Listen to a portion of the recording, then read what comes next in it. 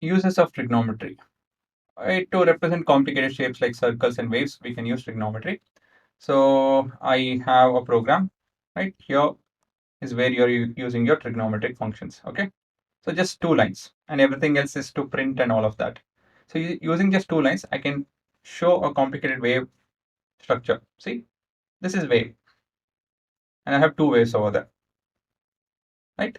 So this complicated wave can be shown with the help of trigonometric function, right? I can even generate circle. To be honest, I have not used trigonometry over here, but I'm just showing you that yes, we can. Okay, wait, just a minute. Yeah, so we can generate circles of different radius, something like this. So it is possible using trigonometry. Here I've done a bit of complicated math, not too complicated to be frank, but yeah, this too can be generated using trigonometry. So to represent complicated shapes, we can use trigonometry to measure things, right? This is a topic that we'll be seeing later under application of trigonometry. So if you think, since you can measure people in space or scientists, I mean astronomers, civil engineers, architect, navigation, that is to navigate through things, right? So in all of these places, trigonometry is used. I mean, again, this is a small list of things. There are plenty of things that I have left out. It helps in talking about forces. Okay, so when we talk about force, obviously wherever a force is applied, pretty much everywhere force is applied. Something like flight engineering, obviously, astronomy, civil engineering, architecture, criminology. Criminology is wherein you analyze the crime scene and all of that. So in all of these places, you can use trigonometry.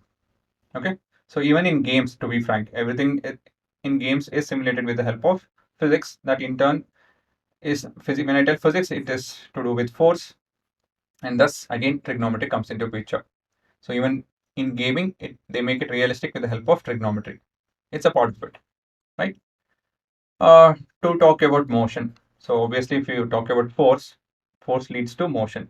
So we can talk about projectile motion, right? So all of these motions, any complicated motion also can be shown with the help of trigonometry. So projectile motion is something like this. When you throw a ball, the ball moves through a projectile motion. Okay. So yeah, I mean, this is a small list of things. I hope you appreciate the topic you're going to learn, right? And I hope you enjoy this topic. So people who are going to take science, this is an important topic. For non-science kids also, I mean, this is a topic which you can really apply. I try to teach you guys in the easiest way possible. So learn it, and in time I'll be adding things wherein you can understand the application a lot more. Okay, so yeah, hope you enjoy this topic.